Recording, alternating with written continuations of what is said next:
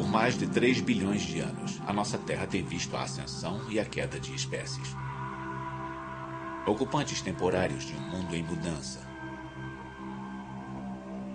Os vencedores desenvolvem traços novos e os perdedores tornam-se extintos.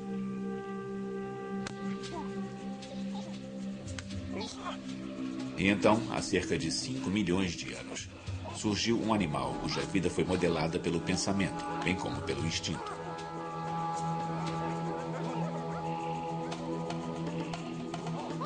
E a mente dessa criatura se expandiu, evoluiu para um novo ser radical, um ser humano.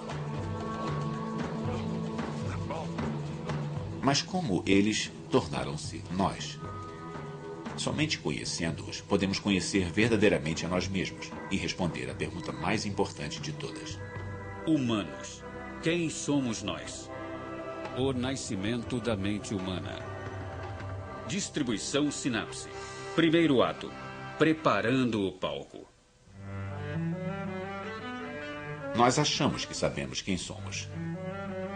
Homo sapiens, a espécie mais inteligente e versátil da Terra.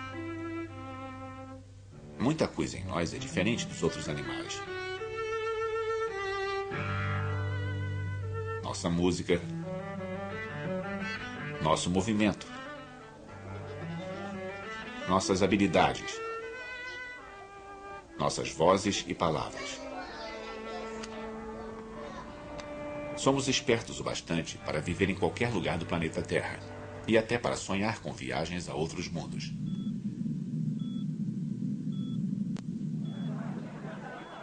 Mas como isso aconteceu? Por que somos tão singulares? Cientistas começaram a desvendar o mistério.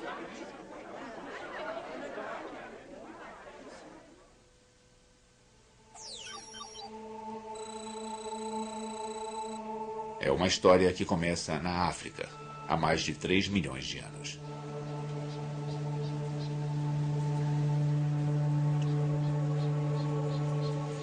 As selvas da África estão cheias de macacos primitivos.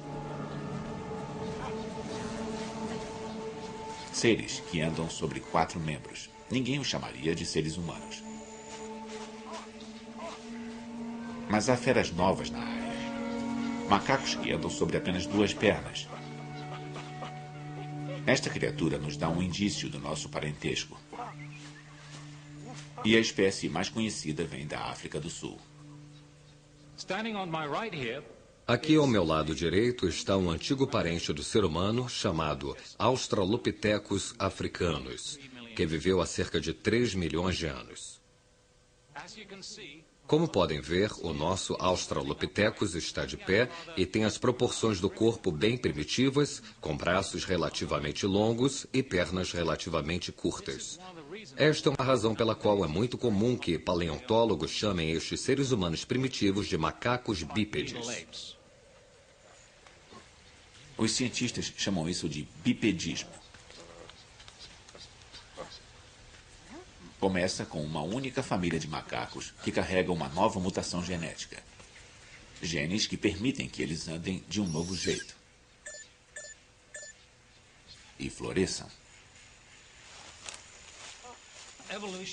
A evolução não é uma coisa que acontece por demanda.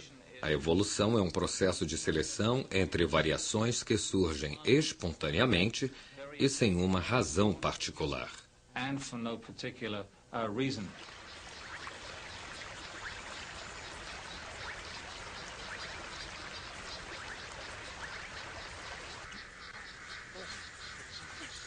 O andar em pé começa por acaso. Mas ficar em pé é melhor para sobreviver. Se torna uma vantagem. Os cientistas chamam isso de seleção natural. Mas por que andar em 2 pés ajuda tanto? A resposta pode estar no clima. Outrora, a África era um lugar muito diferente. Não havia o deserto do Saara, nem a planície do Serengeti. Apenas florestas densas. Um paraíso para quem vive em árvores. Mas há 5 milhões de anos começou uma era de resfriamento global. Uma era do gelo na Antártida. E as geleiras arrastaram-se para o norte, roubando umidade dos oceanos e das nuvens. A África seca. Aquelas selvas impenetráveis viram florestas, bosques e planícies. Mas esse desastre não impede os homens macacos. Longe disso.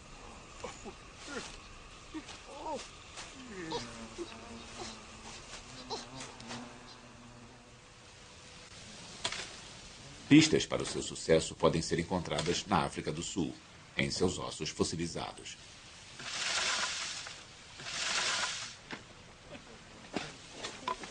Lee Berger é um paleoantropólogo, um especialista dos macacos que viraram os primeiros ancestrais dos seres humanos.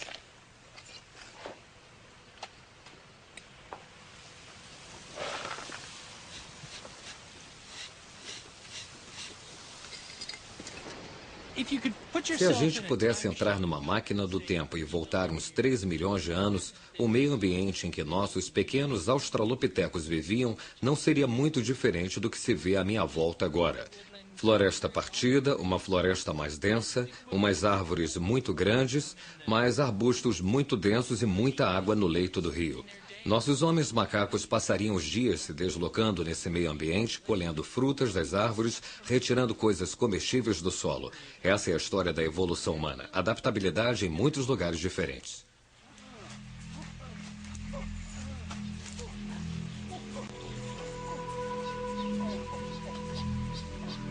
Os australopitecines podem andar de um pequeno grupo de árvores até outro. Eles são altos o bastante para ver o perigo por cima da vegetação. Estes esquisitos foram os sobreviventes. Mas a maior parte dos andarilhos, sobre 4 membros, não se adaptou. O encolhimento das florestas reduziu seu suprimento de comida e os deixou expostos aos predadores velozes nos limites da floresta.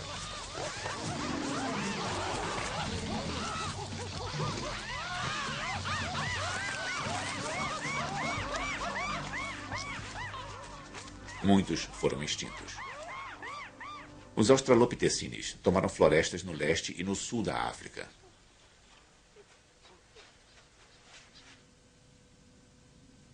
Foi um golpe de sorte na loteria da evolução. E em 2,5 milhões de anos, há 4 espécies diferentes desses macacos em pé, se balançando e desfilando pela África.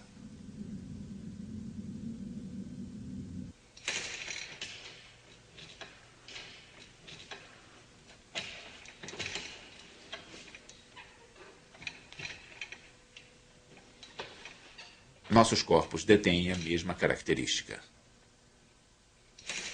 Braços para balançar. Pernas compridas para correr. Mas o trabalho de reengenharia da natureza nos deixou com muitas dores. Nós temos pés chatos, joelhos que se torcem, costas doloridas e todo um legado disso, de pegar um esqueleto essencialmente quadrúpede, um esqueleto de 4 pernas e deixá-lo de pé.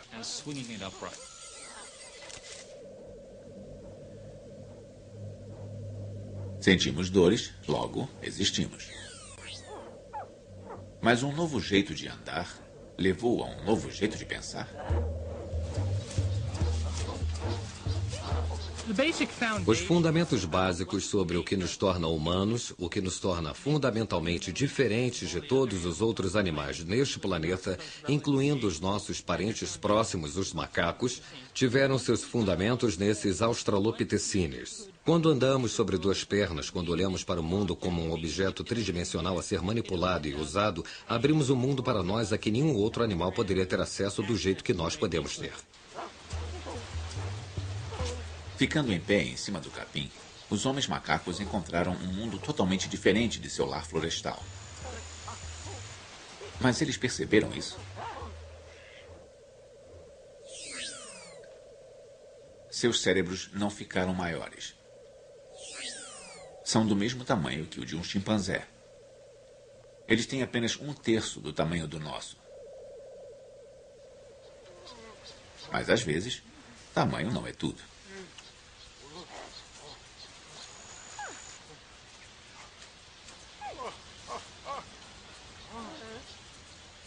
Na minha mão eu tenho o cérebro de um Australopithecine e estamos tentando entender qual é a diferença entre este cérebro de Australopithecine e o do chimpanzé. Esta área é uma pista-chave. Ela mudou para a parte de trás do crânio, deixando mais espaço na frente para o cérebro lidar com problemas novos. Isso permitiria ao animal reconhecer melhor os rostos, ter comportamentos sociais complexos, definir locais de alimentação, fontes de água. Na verdade, ele está expandindo a sua adaptação ambiental.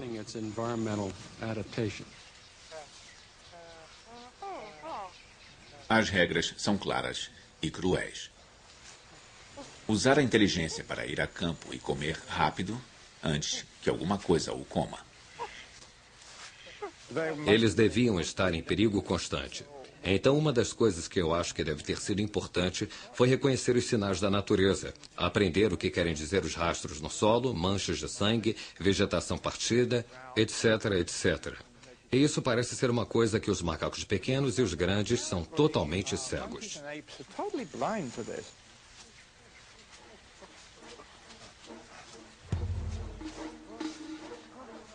Foi assim que nós começamos. Um punhado de mutantes genéticos se deslocando de suas árvores pelas planícies abertas. Uma aventura arriscada que leva a um novo tipo de cérebro em um novo tipo de corpo. E isto é apenas o início da história humana.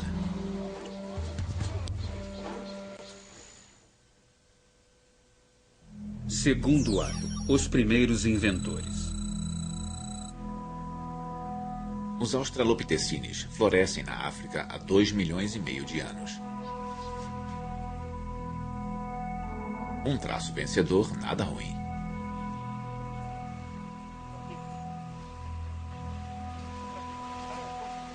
Mas então os homens macacos começam a morrer. E, de novo, eles podem culpar o clima.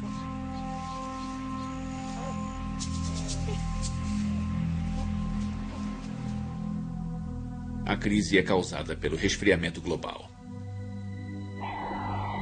O Polo Norte congela pela primeira vez. Um novo ciclo de eras do gelo está começando.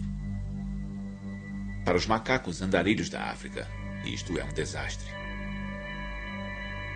De novo na África, as florestas diminuem e os capinzais crescem. Para os australopithecines, atravessar os longos campos significa passar pelo corredor polonês de predadores famintos. Eles precisam de comida, mas eles são a comida. O desafio é antigo. Evoluir ou morrer.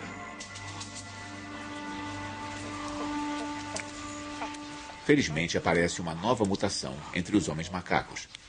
E surgem criaturas com dentes e presas imensas. Elas comem castanhas e raízes duras. Este vegetariano durão, chamado robustus, é estudado pelo paleoantropólogo Rick Potts. O que temos aqui com o Robustus australopithecine é o que eu gosto de chamar de a máquina de mastigar na história de nossa família. Esta é uma espécie muito bem sucedida que tinha jeito para se adaptar às mudanças climáticas da época, a secagem da savana africana. Era uma criatura adaptada à savana, um especialista em habitats, mas muito bem sucedido nos meio-ambientes daquela época.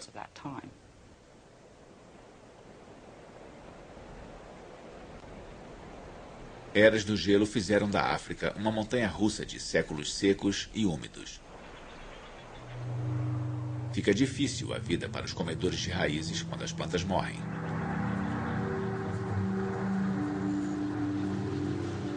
E após 1 milhão de anos, os robustos descobrem que se especializaram na comida errada. Eles morrem. Um beco sem saída evolutivo. Mas, por sorte, há mais de um jeito de evoluir para um homem macaco melhor. Quando os meio-ambientes mudam, há duas estratégias que podem ser usadas para a evolução dos animais. Uma é virar um especialista, se adaptar a uma faixa estreita e específica de habitats e condições, como a maioria das espécies hoje.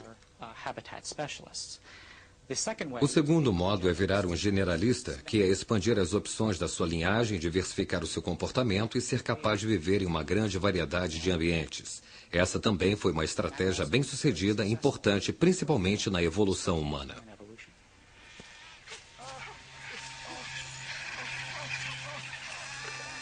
Ao mesmo tempo, uma outra espécie de Australopithecines está surgindo. Os generalistas, capazes de adicionar carne às suas refeições, seja fresca ou podre. Esta nova dieta transforma a África em um buffet aberto, chova ou faça sol. Comer carne muda tudo. Os carnívoros não precisam de quilômetros de intestinos para digerir plantas difíceis. Suas tripas encolheram e sua caixa torácica se apertou. É o nascimento da moderna linha da cintura. Este povo macaco está evoluindo para algo totalmente novo. Há muito mais proteína em um rato do que em uma raiz. Sobra o bastante para abastecer um aumento no tamanho do cérebro. Ele dobra. E o resultado é um ancestral humano que nós podemos reconhecer. O que temos aqui é o Homo erectus. É o que eu gosto de chamar de a máquina pensante na história da nossa família. Então temos a máquina de comer e a máquina de pensar. E podemos ver que sua cabeça dá muito menos ênfase em comer os alimentos difíceis da savana que estavam disponíveis na época e é mais propícia a desenvolver um cérebro grande.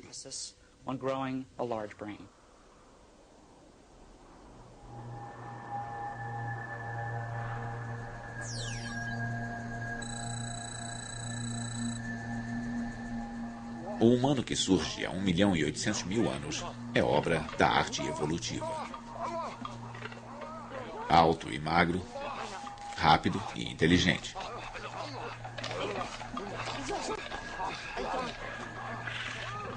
Um carnívoro que apoia-se em ferramentas para devorar suas refeições e em suas pernas quando os predadores tentam devorá-lo, fugindo mais rápido do que qualquer ancestral macaco.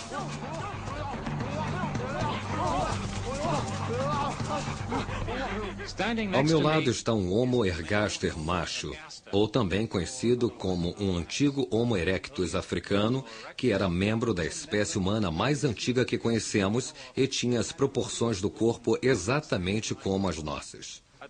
Eles tinham cérebros relativamente pequenos, com apenas metade do tamanho do nosso, mas um rosto reduzido e, em geral, pareciam muito mais conosco do que seus antecessores.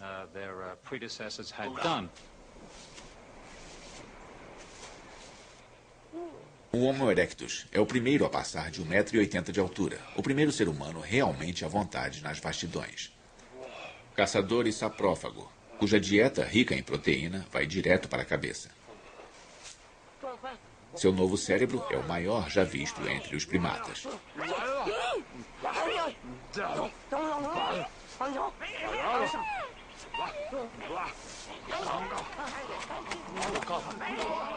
O Erectus ganha um cérebro grande por acaso, graças à sua dieta.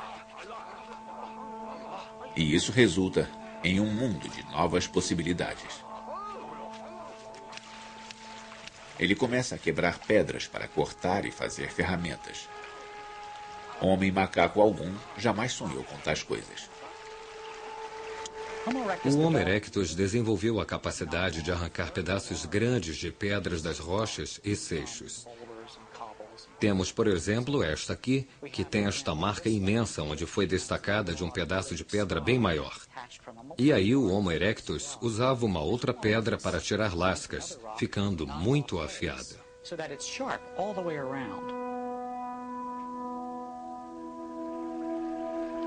Este é o nascimento do homem tecnológico. Um ser que faz e usa ferramentas para estender seu alcance sobre o mundo.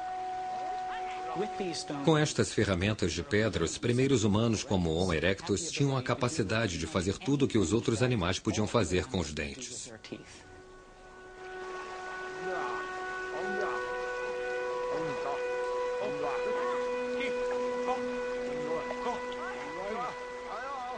O Erectus é o primeiro a ver uma lâmina em um punhado de pedras.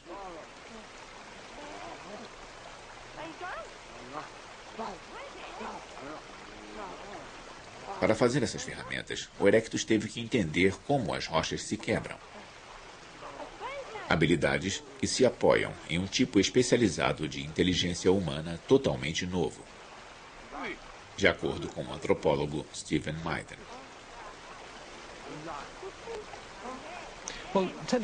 A inteligência técnica é um termo usado para nos referirmos a como alguém pode manipular objetos e fazer objetos de um modo muito complexo. O que a seleção natural parece ter feito foi botar em nossas mentes um conhecimento intuitivo sobre física, cultura material, fabricação de artefatos. Então, de modo simples, quando alguém cresce nessas sociedades, pode aprender rapidamente a usar essas ferramentas. É como aprender línguas hoje. As crianças adquirem isso, elas não fazem esforço algum.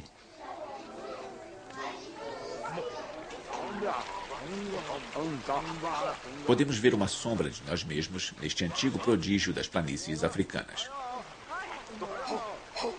Por exemplo, seus machados de mão parecem ter sido feitos por destros. Nenhum outro primata favorece uma das mãos em detrimento da outra. Na minha mão eu tenho o cérebro do Homo erectus. Esta é a parte frontal do cérebro. Esta é a parte traseira do cérebro. E além do seu óbvio tamanho maior, os dois hemisférios não são simétricos. Ou seja, o esquerdo na parte traseira é levemente maior e ele é levemente maior à direita na parte lateral. Nós achamos que isto tem a ver com a capacidade de distinguir direita de esquerda e nos dá a primeira evidência de destros no registro fóssil. Nossos corpos ainda se apoiam nessa divisão direita e esquerda. Isso permite que executemos movimentos complicados e tenhamos pensamentos além de qualquer outro animal. Nós achamos que os dois lados do cérebro fazem coisas diferentes. Por exemplo, se eu tento escrever uma frase, provavelmente estou usando mais o meu hemisfério esquerdo do que o meu hemisfério direito. Por outro lado, se eu estou pintando um quadro e tentando dar emoção e contexto a ele, é muito provável que eu vá usar o meu hemisfério direito para conseguir isso.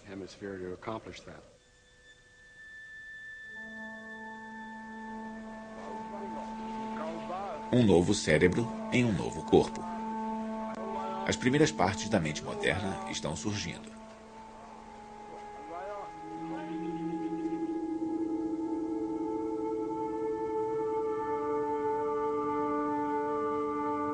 Com o Erectus, estamos a mais da metade do caminho que nos separa dos macacos. Mas nós devemos uma outra nova habilidade ao Erectus, uma que vai mudar o mundo. Terceiro ato, a mente social. O Homo erectus apoia-se em mais do que ferramentas para sobreviver nas planícies hostis e famintas da África. Ele é parte do cardápio africano e descobre que está mais seguro em grupos. Mas se aproveitar disso, requer um novo tipo de inteligência.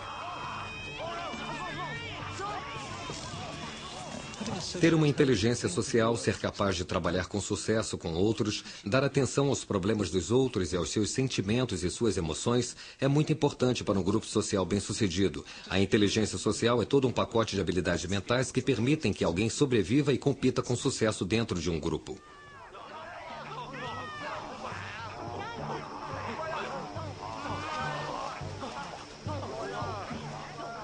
O Erectus vive em grupos de 2 a 100 pessoas, muito maiores do que qualquer sociedade de macacos. Para continuarem juntos, eles precisam se comunicar. Mas quanto de sua linguagem ele herda dos macacos?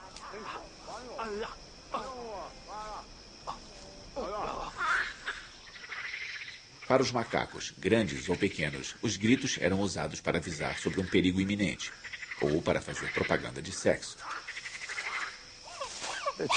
Um chimpanzé pode indicar por algum grito que está com fome ou que está irritado com um de seus colegas, ou pode emitir um som indicativo de que há comida por perto e que os outros devem vir e compartilhar.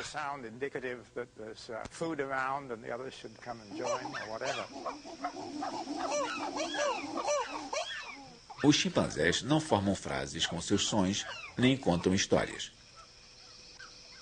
Mas ainda há ecos da fala dos macacos em nossa linguagem de hoje.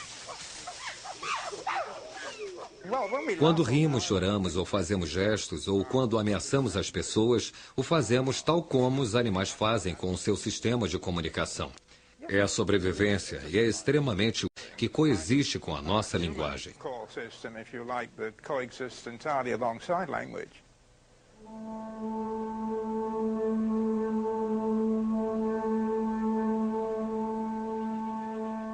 Enquanto grupos de Homo erectus vêm e vão, perambulando e se agrupando, eles evoluem para além da comunicação emocional, até a primeira linguagem humana primitiva.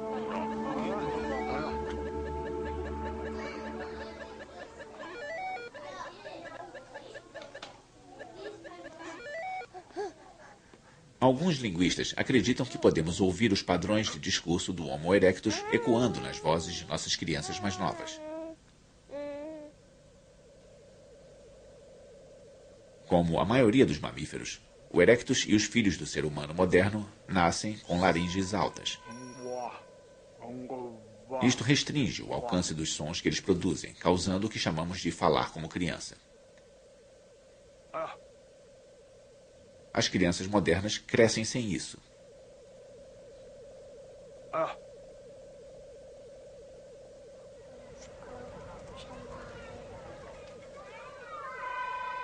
Aos 2 anos, a laringe de uma criança desce na garganta, abrindo espaço para os músculos que fazem a conversa de adulto.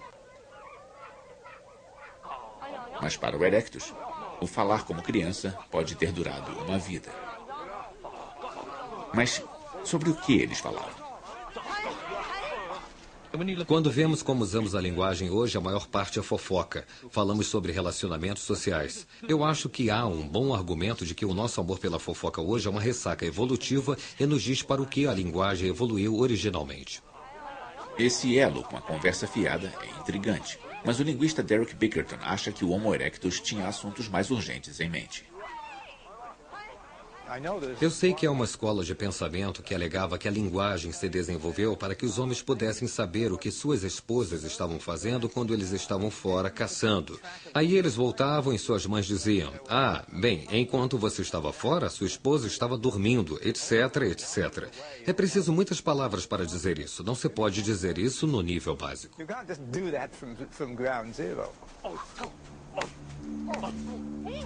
O Dr. Bickerton acredita que as primeiras frases humanas foram informações sobre onde o jantar estava sendo servido. Seria possível para um desses grupos de caça conseguir comida, trazê-la para os outros e contar como foi. É muito mais econômico se for resumido a uma palavra. Vocês podem vir com suas pedras e gravetos e afugentar as hienas. E pronto, comida para uma semana.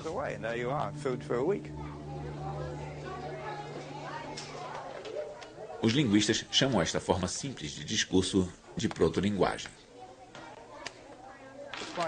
É bem provável que nos estágios iniciais do desenvolvimento da protolinguagem, o Homo erectus usasse o mesmo tipo de expressões de 2 palavras que as crianças muito jovens, as de menos de 2 anos, usam.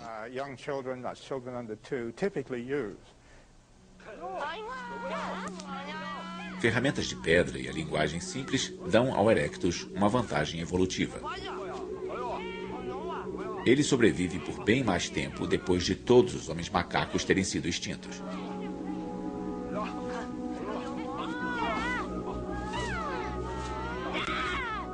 E há 1 milhão de anos, o erectus enfrenta a sua própria crise climática. Uma grande série de eras glaciais, durando 90 mil anos de uma só vez, secou a África, criando as grandes savanas que conhecemos hoje. Mas há também décadas de clima de vapor úmido alternadas com a seca e o frio.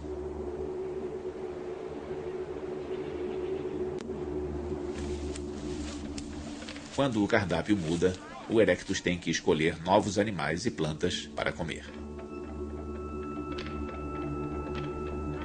Sua sociedade está organizada bastante para pegar suas coisas e se mudar com as estações. Eles são os primeiros nômades, seguindo grandes migrações de caças, se aventurando em território desconhecido.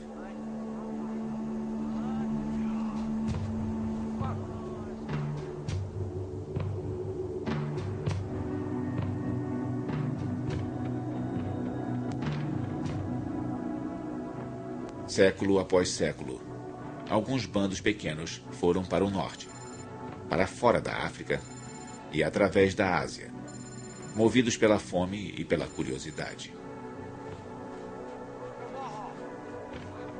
É o nascimento do desejo de viajar.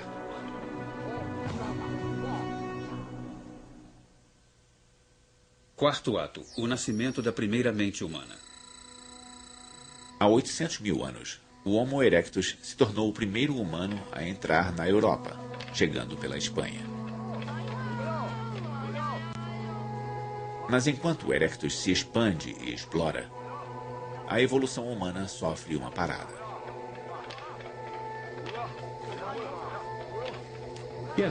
Durou muito tempo a presunção de que a evolução é um tipo de processo linear e que se os nossos ancestrais remotos tinham cérebros menores e nós temos cérebros maiores, então nas épocas intermediárias deve ter havido um processo lento de aquisição de aumento de inteligência. Um exame mais apurado mostra que não é esse o caso. A evolução tendeu, como todas as outras formas que conhecemos, a tomar um tipo de curso episódico.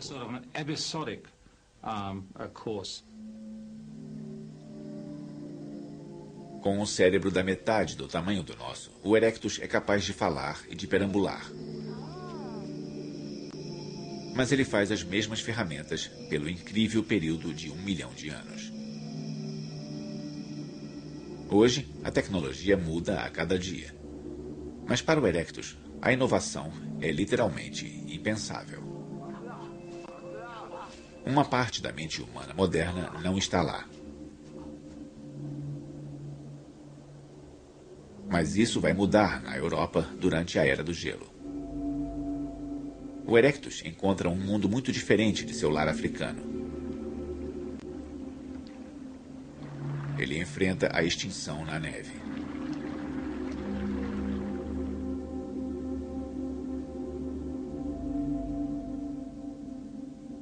Mas aqui, a evolução entra em uma nova fase de criatividade.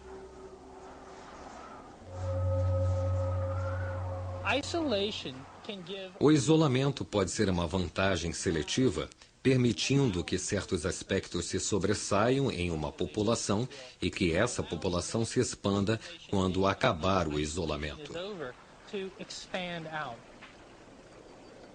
Há muito espaço na Europa para ficar isolado e para aparecerem novas raças de humanos.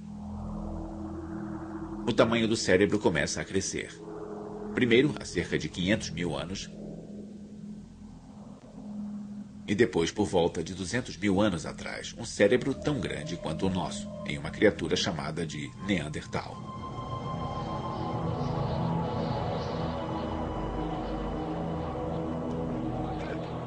Hoje, frequentemente pensamos no Neandertal como um homem das cavernas rosnante e de andar pesado. Mas ele foi o rei da Europa na Era do Gelo, capaz de inovar e sobreviver no frio.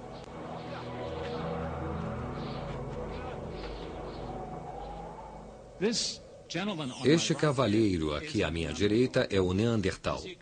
Como podem ver, ele é um pouco mais baixo do que eu, o que é muito típico dos neandertais europeus do período, mas tinha uma estrutura corpórea essencialmente moderna, embora seus ossos fossem muito pesados e suas juntas bem rangentes.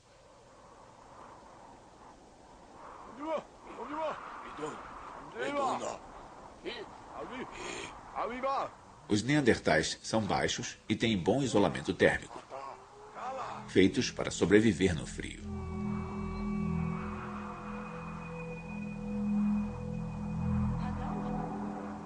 Mas eles precisam enfrentar mais do que só o frio.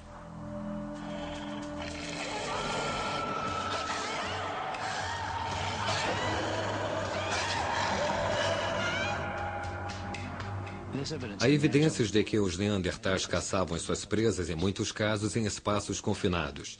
E talvez por isso muitos neandertais apresentem ferimentos e fraturas. Isso pode ser resultado de acidentes de caça.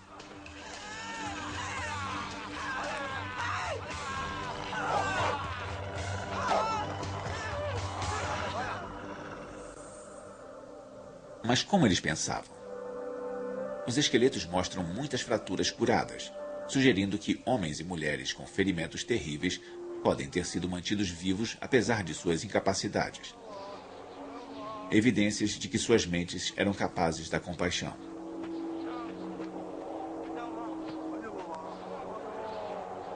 Outra pista do comportamento neandertal vem do formato de seus cérebros. Se olharmos o cérebro do Neandertal, todas as estruturas que vemos nele são quase exatamente as mesmas que vemos no cérebro humano moderno. Em outras palavras, não vemos diferenças essenciais entre o cérebro Neandertal e o cérebro humano moderno. Portanto, alguns acham que os padrões de comportamento Neandertal eram exatamente como os do moderno Homo sapiens. Mas nem todos concordam. Alguns suspeitam de que o pensamento neandertal era muito diferente do nosso. Eles possuíam uma mente fragmentada, de acordo com Stephen Mythen. Acho que os neandertais tinham o que chamo de mentalidade de domínio específico. Eles tinham inteligências independentes que não eram totalmente ligadas. Para os neandertais, podia ser impossível fazer uma ferramenta e sonhar acordado ao mesmo tempo. Eu acho que de muitas formas os neandertais eram melhores para pensar sobre algumas coisas do que nós somos hoje. Acho que seus poderes de concentração deviam ter sido imensos. Quando estavam fazendo as ferramentas de pedra, não se distraíam, eles só faziam ferramentas de pedra. Os neandertais viveram tão recentemente que muitos cientistas acreditavam que eles deviam ser nossos ancestrais diretos. Uma teoria que agora pode ser testada.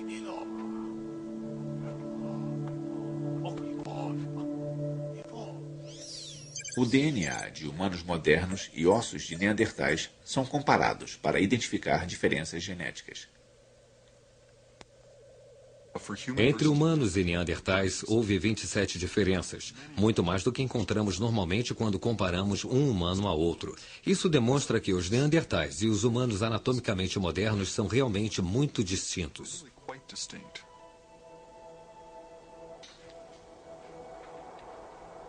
A velha teoria estava errada. Os neandertais não são nossos ancestrais diretos, mas são nossos primos. Há 200 mil anos, a Europa era o lar de uma espécie de humano com um cérebro tão grande quanto o nosso. Humano, mas não um de nós. Com certeza não devemos nos considerar como a medida do que é o ser humano. Nós somos totalmente humanos e os neandertais também eram. Não somos o único jeito possível de ser humano. Os neandertais eram como nós em muitos aspectos, tão humanos quanto nós. E é difícil para algumas pessoas se acostumarem à ideia dos neandertais serem diferentes de nós, mas mesmo assim serem totalmente humanos.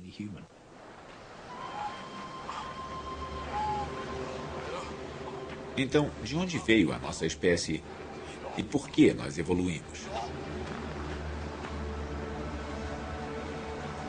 Este é o próximo e maior enigma na história humana.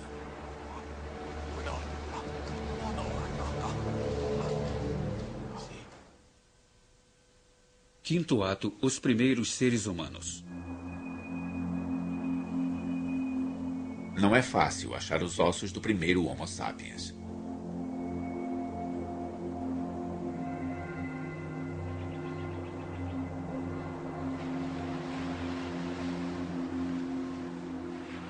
Até agora, a evidência mais antiga vem de uma caverna à beira-mar, perto da cidade do Cabo, na África do Sul.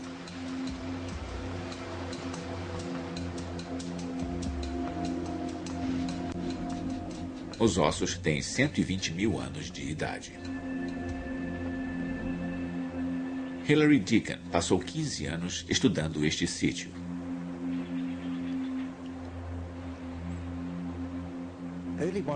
Os primeiros humanos são diferentes de seus predecessores por terem uma testa muito mais vertical, por terem queixo e vários aspectos cranianos anatômicos. Talvez eu possa explicar isso mostrando alguns dos fósseis. Este fóssil aqui é de um tipo de humano arcaico. Este é o famoso crânio Kubwe de Zâmbia, e ele é muito robusto em toda a arquitetura facial, com a região das sobrancelhas muito robusta. E se o compararmos a um humano moderno, e este é um exemplo, aqui temos uma testa muito mais vertical e a região das sobrancelhas levemente desenvolvida. E este é um crânio muito mais esguio e muito mais gracioso.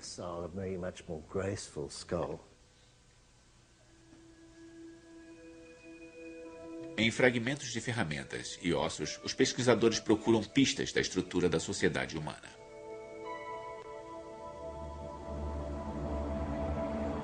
Esses humanos modernos usam ferramentas similares às inventadas pelos neandertais na distante Europa.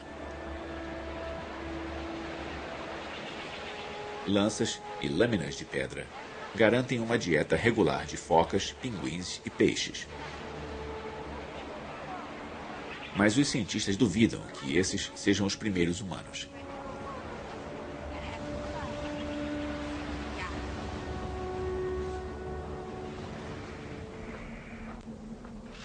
Até que ossos mais antigos sejam encontrados, o local de nascimento de nossa espécie é um mistério.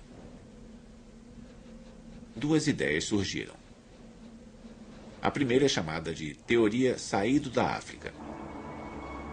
Se for verdadeira, todos nós começamos aqui, em algum lugar das vastas planícies da África.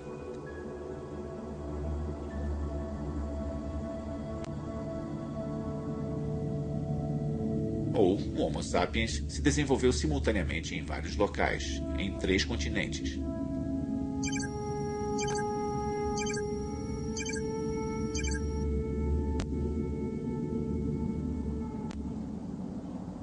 Por essa teoria, alguns neandertais na Europa evoluíram para formas modernas. Na Ásia, o Homo erectus também fez a transição para um cérebro maior.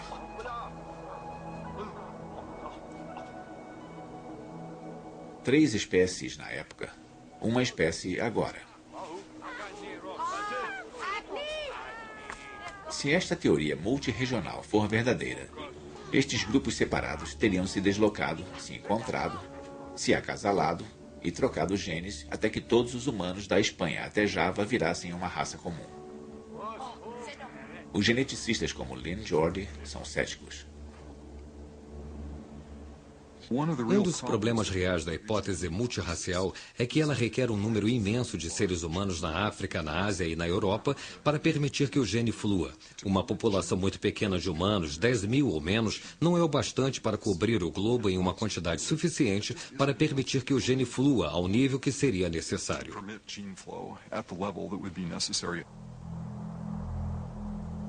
O mundo era grande demais e nossos ancestrais estavam muito espalhados. Mas novas evidências genéticas podem ser capazes de resolver o enigma de nossas origens e de explicar como um minúsculo grupo de ancestrais poderia ter sido a semente dos humanos que conhecemos hoje. Analisando o DNA de gente do mundo inteiro, os geneticistas podem calibrar um tipo de relógio evolutivo. Eles procuram mutações, mudanças aleatórias inofensivas em nosso DNA, que se acumulam com o tempo. Quanto mais antiga é uma raça, mais mutações ela deve conter. Os resultados são surpreendentes. Todos de fora da África têm um perfil genético muito similar, apesar das diferenças superficiais.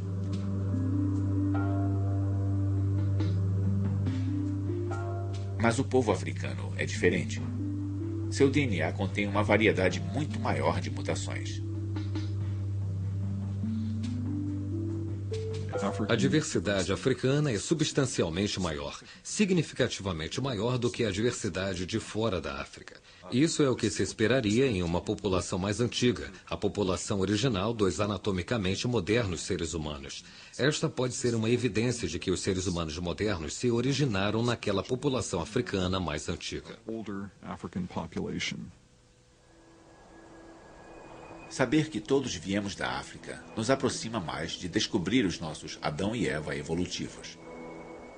Mas deduzir onde a humanidade começou não explica como a humanidade começou. Para achar essa resposta, temos que voltar à África há 150 mil anos. Há uma espécie humana primitiva aqui, descendente do Homo erectus. Estes seres são nossos ancestrais diretos. Eles evoluíram porque encontraram sérios problemas.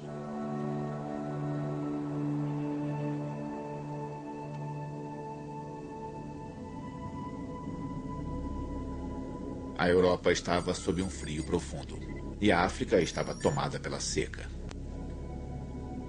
Os desertos hostis se espalharam, criando barreiras que nossos ancestrais não podiam ultrapassar. Bandos ficaram presos e isolados nos litorais e em pequenas comunidades florestais.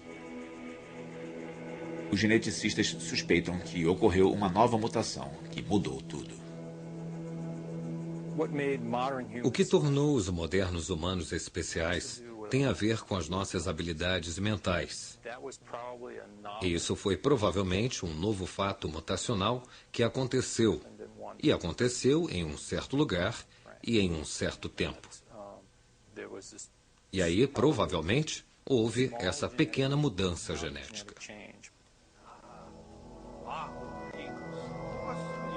Uma mudança acidental em uns poucos genes pode mudar radicalmente o modo como as pessoas vivem e pensam. Seria uma mudança na tecnologia básica que eles usavam, talvez uma mudança no sistema social e, é claro, também pode ter sido uma mudança na biologia, na forma do corpo, ou talvez até uma mudança no modo como o cérebro operava.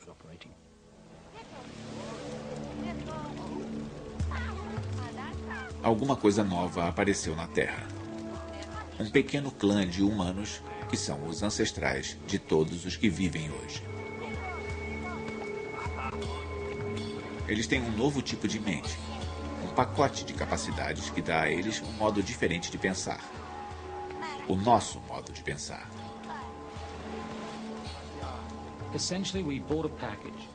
Essencialmente, nós compramos um pacote. Exatamente o que era esse pacote nós não sabemos ao certo, mas ele tem muitas dimensões que ainda estamos descobrindo. Hoje você pode falar em computadores, sinfonias e foguetes à lua, esse tipo de coisa. Amanhã pode haver outras coisas de que você poderá igualmente falar que ainda não inventamos.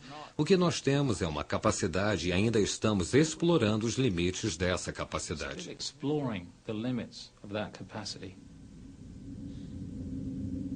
A nossa espécie e a nossa mente levaram 5 milhões de anos para evoluir. Durante a maior parte da história, fomos homens com aparência de macacos. Mas então, quase no último minuto, os primeiros humanos realmente inteligentes aparecem como neandertais e, um pouco depois, como nós mesmos. Os primeiros Homo sapiens são a mais jovem das espécies humanas. Mas eles não estão sozinhos. Na Europa, os neandertais continuam sua luta para sobreviver na Era do Gelo. Na Ásia, o Homo erectus ainda está se fortalecendo.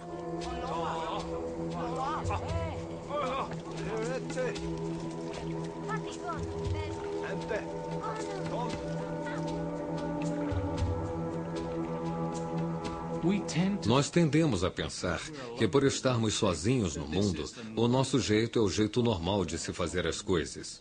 Mas com certeza não é. Se olharmos para trás, para os registros fósseis, descobrimos que há várias espécies dividindo o meio ambiente e, com certeza, dividindo o mundo umas com as outras. Não só uma espécie humana, mas várias.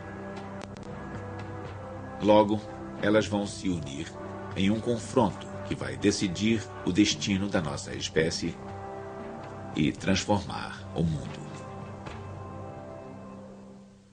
Versão brasileira MG Studio.